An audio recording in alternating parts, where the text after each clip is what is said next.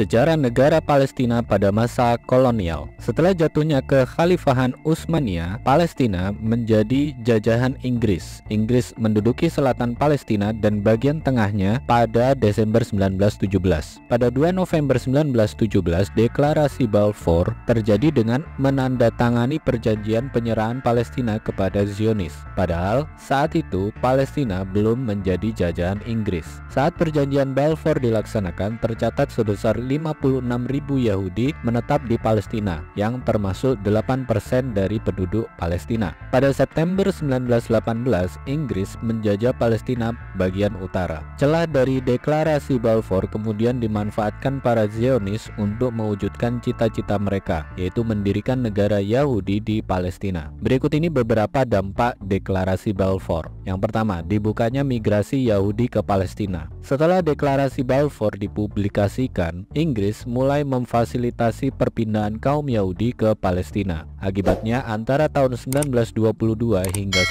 1935, populasi Yahudi di Palestina meningkat tajam. Kaum Yahudi yang pada awalnya masih menjadi minoritas dengan populasi hanya 9% saja, kemudian meningkat menjadi hampir 27% dari total populasi di Palestina. Yang kedua, terusirnya penduduk pribumi Palestina. Setelah populasinya meningkat tajam, para Yahudi semakin menunjukkan arogansinya kepada penduduk pribumi Palestina. Pada 1939 hingga 1945, eksodus Yahudi ke Palestina tidak bisa dilepaskan dari tragedi Holocaust yang didengungkan Eropa. Holocaust muncul karena perbuatan Nazi pada Perang Dunia Kedua. Akhirnya, kontak fisik pun tidak terhindarkan dan semakin membesar hingga tahun 1948.